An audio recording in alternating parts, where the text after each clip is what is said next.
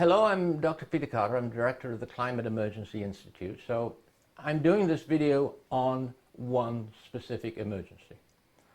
This is the biggest emergency of all, and it has always been the greatest risk of the worst possible impact of global warming, of global surface temperature increase or global surface heating, which I think is a better term, certainly nowadays. That greatest of all impacts threat is called runaway.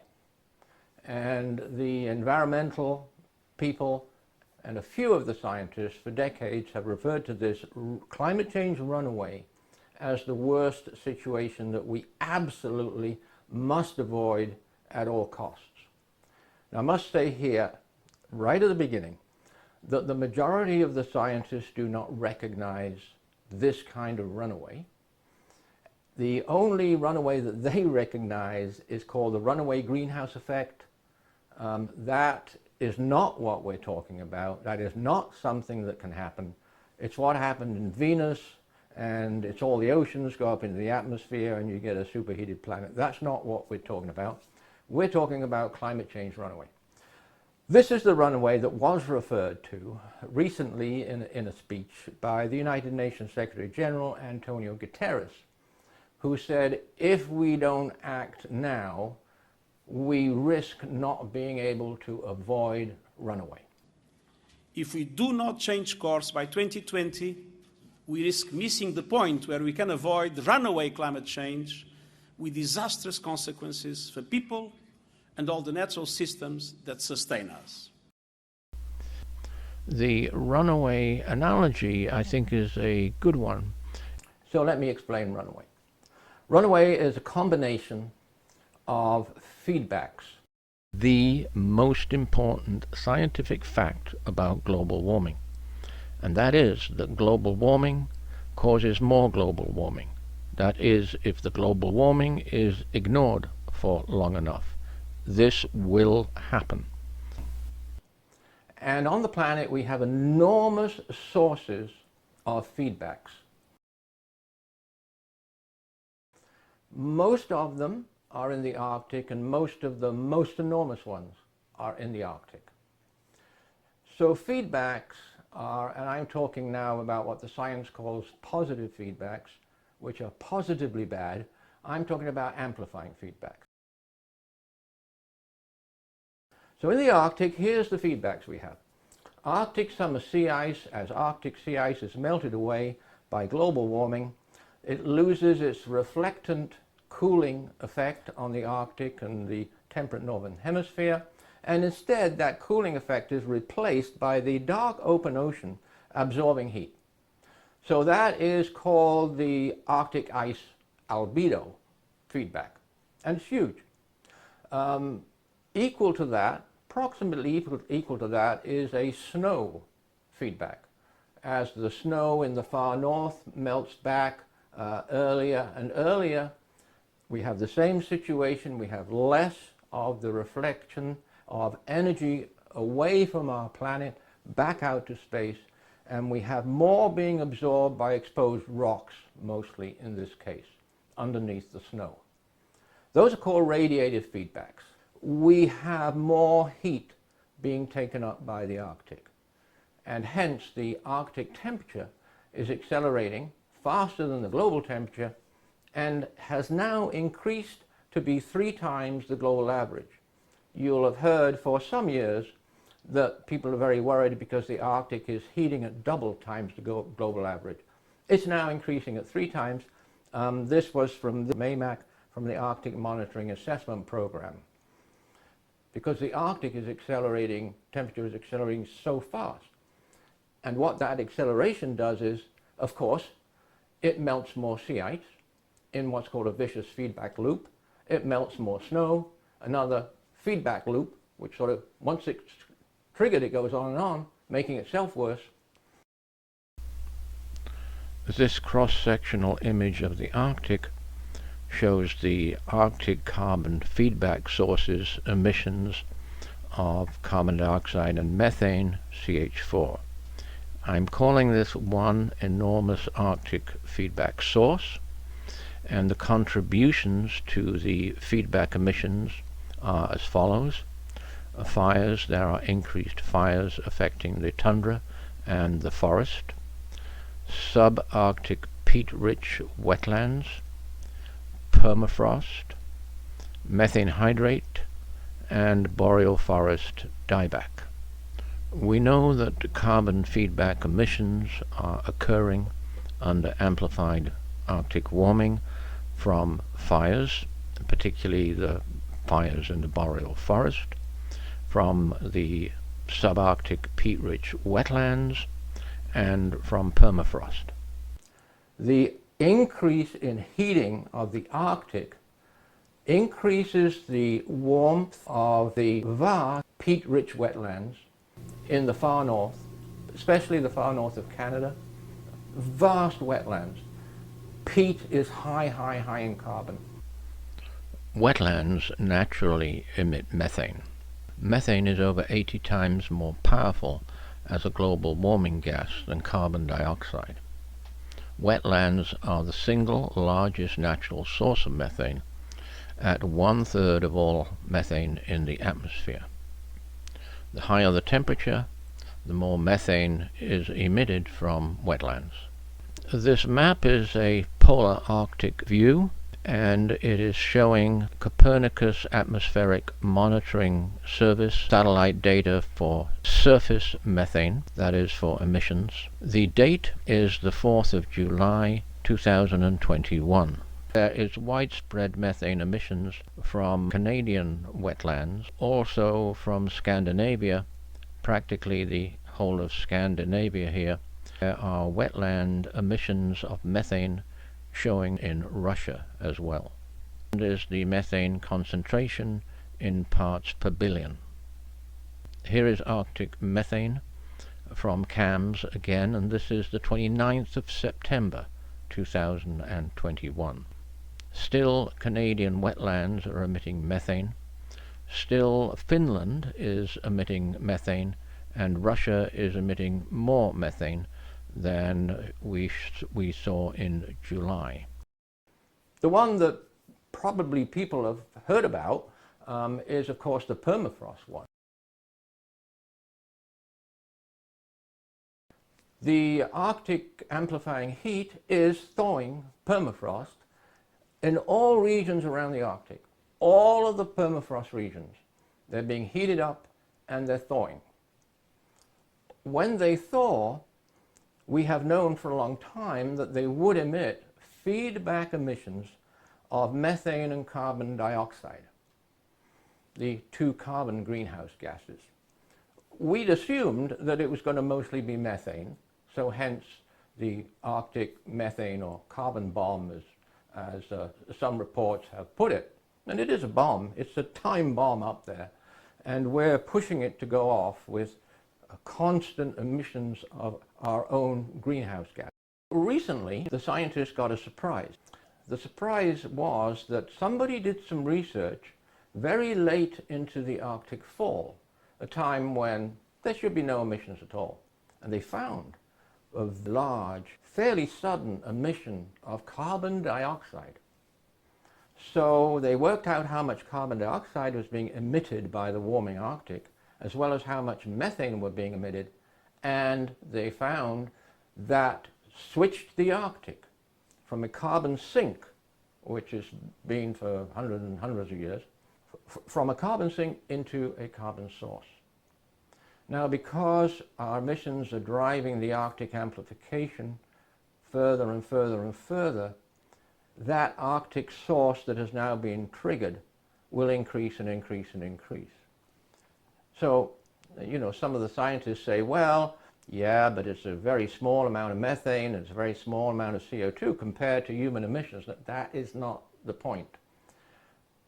The big fear from all of my environmental friends going decades back is that we would allow feedback emissions to get triggered. So we've delayed, governments have delayed, corporations and their denying campaign have delayed anything to put emissions into rapid decline for so long, since 1992 for heaven's sake, when the signing of the UN Framework Convention of Climate Change was a sign that all governments realized that we were in a very, very serious position. That's a long time ago now, isn't it? In addition to this combination of CO2 and methane, the scientists also found that nitrous oxide was being emitted. Now, the research on nitrous oxide is done in just a few locations. You only get so much money to research climate change. But every location that they researched, they found it was an unexpectedly large amount of nitrous oxide. The Boreal forest is bigger than the Amazon. It holds more carbon even than the Amazon. It's a circumpolar forest. It goes all around the subarctic regions, all around the globe. Northern Canada, of course, Scandinavia. There's a huge, goes on forever, boreal forest in Siberia, which the Russians call the taiga. I watch the NASA firm's fire maps throughout the fire season. And this year was the worst year I've ever seen, but particularly from the boreal forest. Nobody is up there setting the boreal forest ablaze like they are in the Amazon and other regions. The fires in the boreal forest, and they are now huge, massive, they are from global warming. The warming, the heating, which is, we have a huge amount of incredible heating of Siberia. Again, a degree of heating that scientists never thought was possible. Heat waves in Siberia, I mean, literally. There's a very, very huge area. I mean, I'm talking at least 800,000 miles long in Siberia, where there's a pretty continuous fire going on. And that happens to be right over Siberia's biggest location of permafrost. And now that permafrost, I've seen it on the European Space Agency, the Copernicus satellite maps. It's dramatic. That permafrost has been pouring out methane, large amount of methane. It's just stopped recently. But through this summer, with the extreme heat in the summer going up in Siberia, that's methane feedback emissions. Now that we've seen how the several sources of amplifying feedbacks add to the global surface temperature increase projected to 2100, I just want to pause and point out the significance of this. The significance is not really what the temperature increases by 2100. The difference is that every source of amplifying feedback accelerates today's already accelerating global surface heating more. And I'm using this example here, which goes back to a paper in 2009, to point out that the difference starts to take effect from 2020.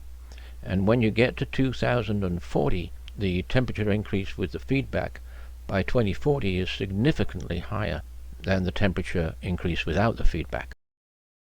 We're now moving on to what is potentially the largest source of amplifying feedback of all on this planet Earth, and that is Arctic subsea methane. And this is an illustration from the World Ocean Review in 2014. I'm introducing a very useful 2020 paper here with a couple of quotes. First one is that subsea permafrost carbon stocks amount to 60 billion tons of methane and 560 billion tons of organic carbon. The other quote conclusion is, considering the upper estimates from our study, the subsea permafrost domain could augment terrestrial land permafrost release by 100% in 2100.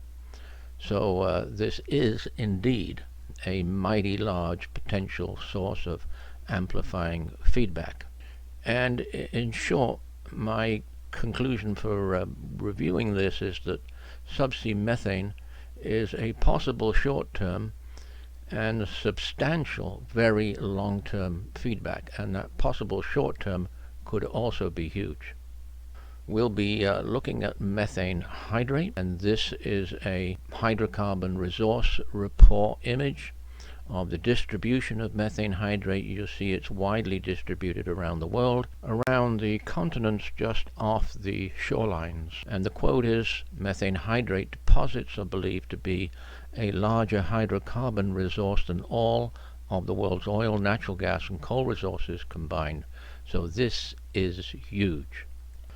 This is a old but still useful illustration from UNEP with the same statement showing gas hydrates and the amount of carbon stored in gas hydrates. With respect to methane hydrate, we'll be looking at the East Siberian Arctic shelf, and this is shown in this Google Earth illustration from NSIDC, and this shows the land permafrost of Siberia here, this vast amount of permafrost.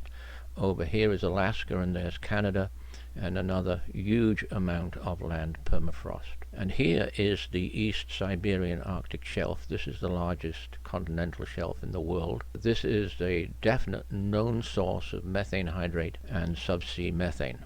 There's the open Arctic Ocean there. There's Greenland up there. This is from NASA eyes. There's Siberia, and there's the East Siberian Arctic shelf, the lighter blue color compared with the open Arctic Ocean there. Another illustration, this is from Google Earth, and this shows up the continental shelf and the seas that I've named rather well. It also shows the permafrost in Siberia, Alaska, and also Canada. Another illustration, and again permafrost shows up well in this brown coloration. The continental shelves show up very well here. Deep open Arctic Ocean in the middle. So here I've illustrated on top of the Google Earth map. There's the continental shelf there, diving deep into the deep Arctic Ocean. There's the East Siberian Sea there and the Laptev Sea there, and as you could see, there's potentially a vast amount of methane stored under this continental shelf. We're looking at actual sonar methane plumes here from the Laptev Sea. There's the seabed and these methane plumes bubbling up and rising up to the surface of the sea, and some must be getting into the atmosphere. That is a chunk of methane hydrate, which is frozen solid pressurized methane gas hydrate, and it is highly pressurized. If it's brought to the surface under normal atmospheric pressure, the solid hydrate will convert to methane gas at 160 times the volume of the solid. Therefore, it is potentially explosive. There's a subsea methane plume from the seafloor. These two images show giant craters from methane hydrate eruption 11,000 years ago on the floor of the Barents Sea. This is an actual image, this pockmarked appearance on the floor of the sea, and there's an illustration illustrating the explosive release of methane, ocean floor methane hydrate, as it was depressurized. This is from the 2010 National Science Foundation article on methane hydrate, on the new discovery of methane-free gas over the East Siberian Sea. And the illustration is still apt. That's the East Siberian Arctic shelf and sea. This is an illustration that I put together some years ago, and it's showing Arctic carbon feedback sources with continental shelf methane hydrate. There are the methane hydrates there, and there's an illustration of degassing methane hydrate. This is another illustration I adapted from a map. I tried to illustrate the perforation of the assumed solid permafrost cap, which was assumed not to let any subsea methane escape to the seawater or the atmosphere. But this methane cap has been perforated over very slow warming since the last ice age. This is an illustration from the December 2020 paper that I introduced, and this is a paper on expert opinion of the amount and potential release of subsea Arctic methane. That's the illustration that went along with that paper. This is also from the paper, and this is the one that explains what's been happening and what's happening now. So this would be an illustration of the Laptev Sea, for example, over the East Siberian continental shelf. This illustrates that the East Siberian Arctic shelf methane is now discovered to be a huge potential methane and carbon dioxide feedback source. In shallow seawater over the continental shelf, the assumed solid subsea permafrost cap is perforated by slow glacial warming that's only been discovered over the past few years, allowing destabilized methane hydrate to access the seawater as methane, as well as deep thermogenic methane. So there's the subsea permafrost, there it is perforated, there's methane hydrate, and there's thermogenic methane, and these release as both methane and carbon dioxide. Ocean there, deep ocean there. Deep ocean floor methane hydrate is stable because of the huge amount of pressure over it. The situation of the seas over the continental shelves is different. These are the three papers that together show that East Siberian Arctic shelf methane is a huge potential methane and carbon dioxide feedback source. I mean a massive potential source, because it now includes deep thermogenic methane as well as methane hydrate. So a 2015 paper recording methane fluxes and methane venting into the atmosphere over the shelf. This is the atlantification paper, and it discovered that warmer Atlantic water could be reaching as far as the Laptev Sea. And the March 2021 paper, the big paper, which for the first time shows that the methane venting from the East Siberian Arctic shelf includes thermogenic methane, and potentially a very large reservoir therefore of thermogenic methane. So my illustration of atlantification, warm Atlantic water coming through along the seas and potentially adding some more warming to the seas over the East Siberian Arctic shelf. This is another illustration I'm just leaving in. I adapted this from AMAP, and it's an old illustration, and it showed Arctic sources of carbon feedback emissions. We've known about this for a very, very long time, that under global warming and amplified Arctic warming, that feedback emissions of methane and carbon dioxide would be released, and that has included the concern over methane hydrate releasing methane gas as well, a concern over many past years. That's the Arctic. The other sources of feedback are the other wetlands.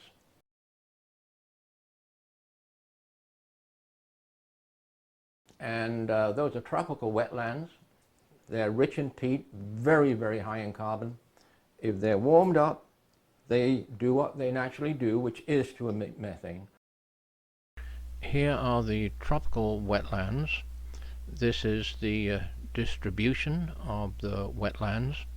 There are wetlands in the Amazon, in the African jungles, in Indonesia, the Far East regions.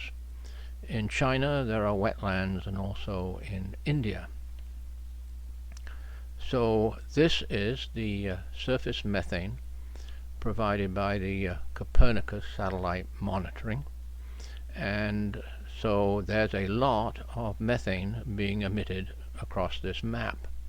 the wetlands in the Amazon and the north of the Amazon are emitting methane. Across Africa, there are wetlands that are emitting methane. Now, this is a little bit more complicated. The largest source of methane showing up by the Copernicus satellite, by far the largest amount is coming from China and from India here. Now, there are wetlands in China and there are wetlands in India, but the majority of the wetlands that are emitting methane here are artificial wetlands. This is paddy field rice production, and as they warm up due to global surface warming, they will be emitting more methane. These are a few papers, published papers for reference on wetland methane feedback emissions.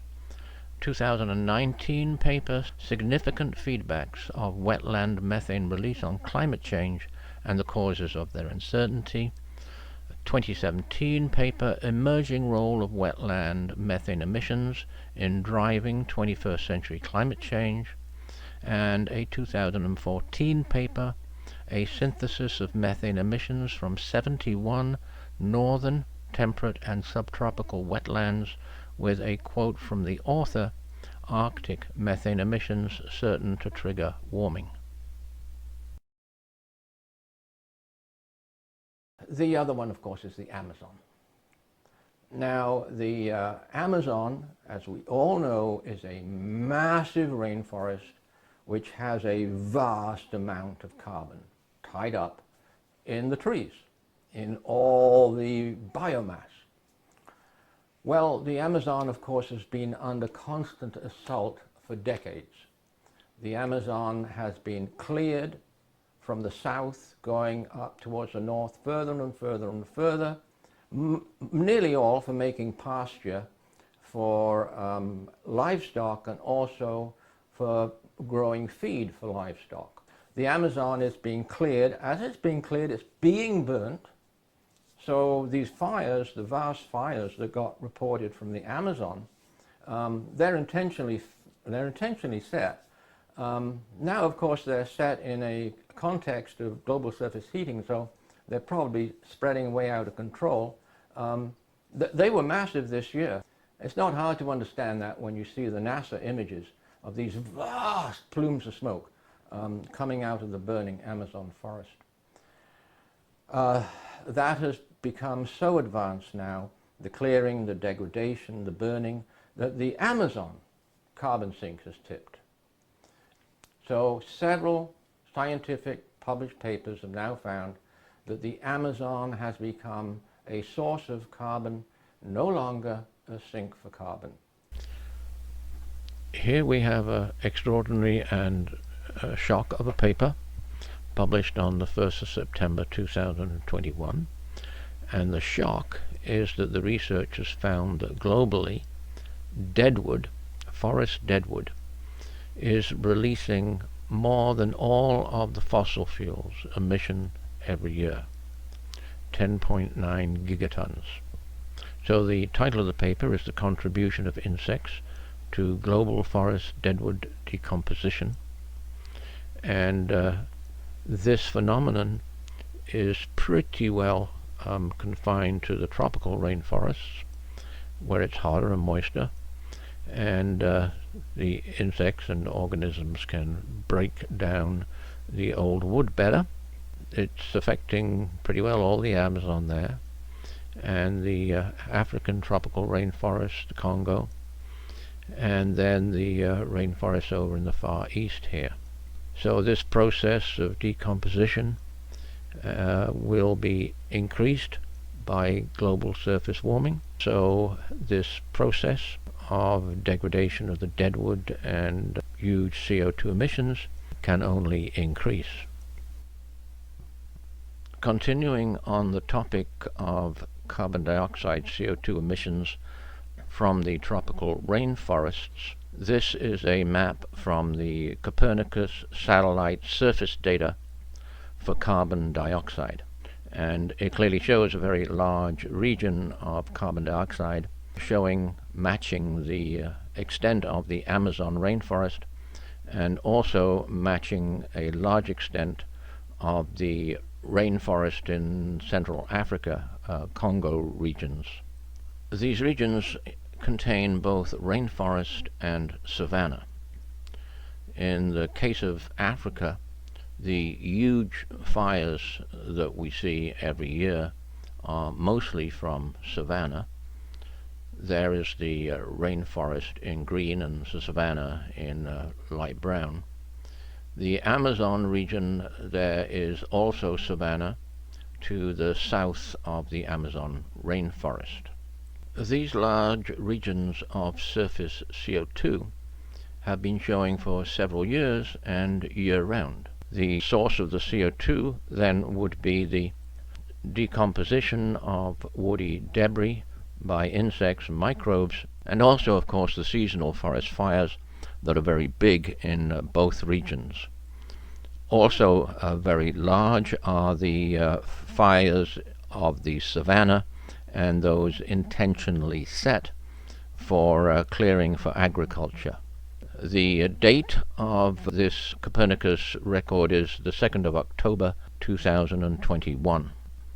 On the bottom is the same images of Copernicus CO2 that we've been looking at, and this shows the NASA FIRMS data, satellite data, for fires. This is a Copernicus CO2 map, surface for June of 2019, and I had compared this with the research paper of the tropical forest being a net carbon source. Of course, the carbon source is showing in red, and then we can compare that with the Amazon, and below here the Amazon is in green, and the various shades of pink and red show degradation of the Amazon.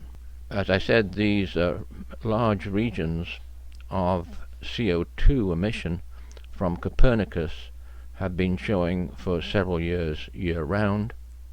This one is for March 2020, and this one is for July 2021.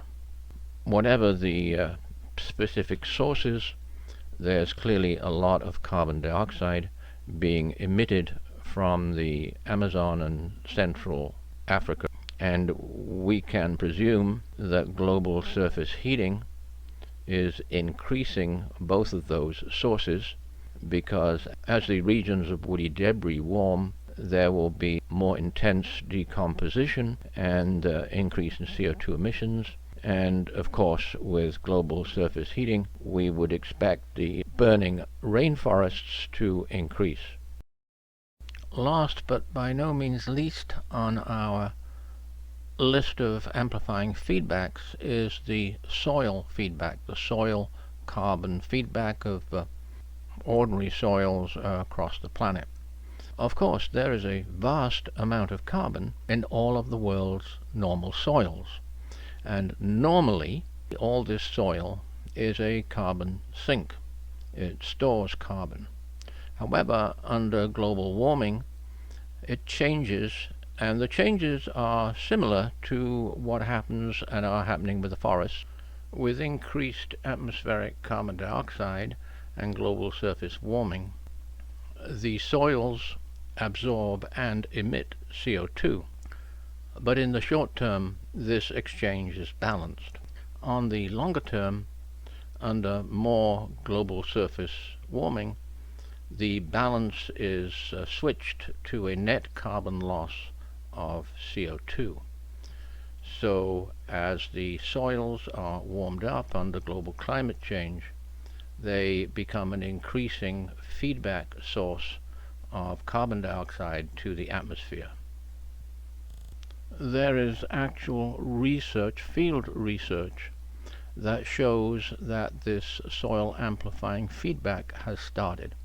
A paper published 2017 entitled Long-Term Pattern and Magnitude of Soil Carbon Feedback to to the climate system in a warming world says that global warming has resulted in a complex pattern of net carbon loss from the soil.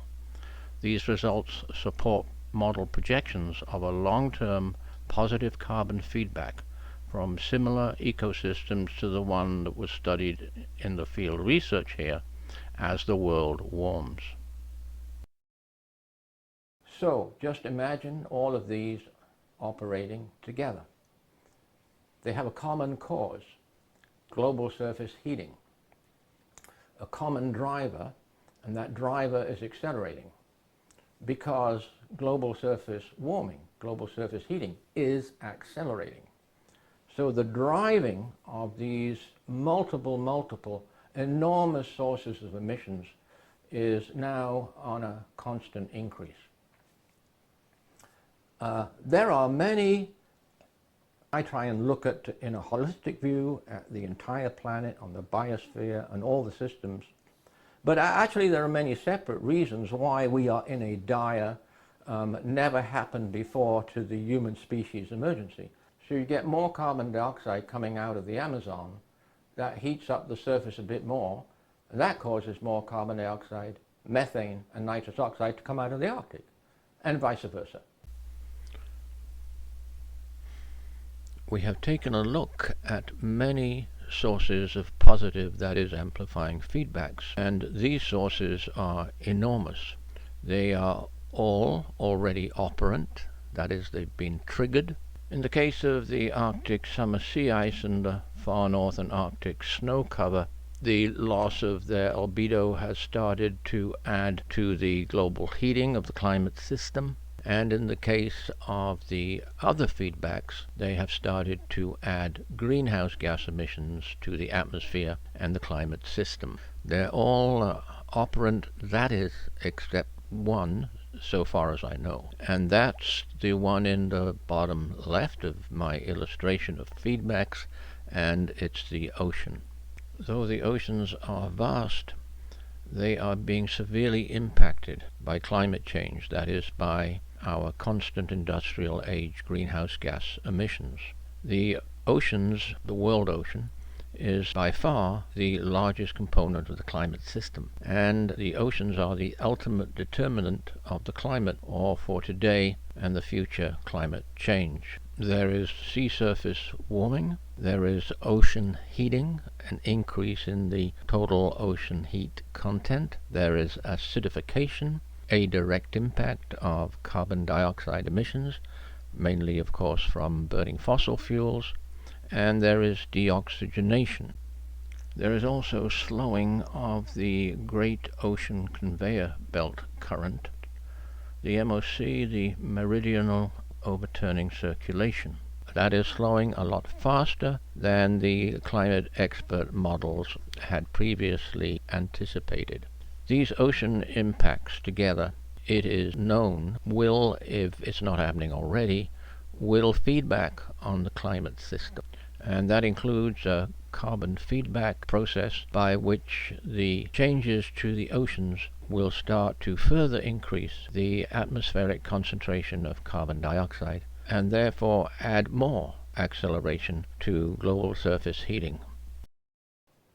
Those are the impacts that we have, our governments have to act on most immediately. They are very, very scary. They are literally terrifying.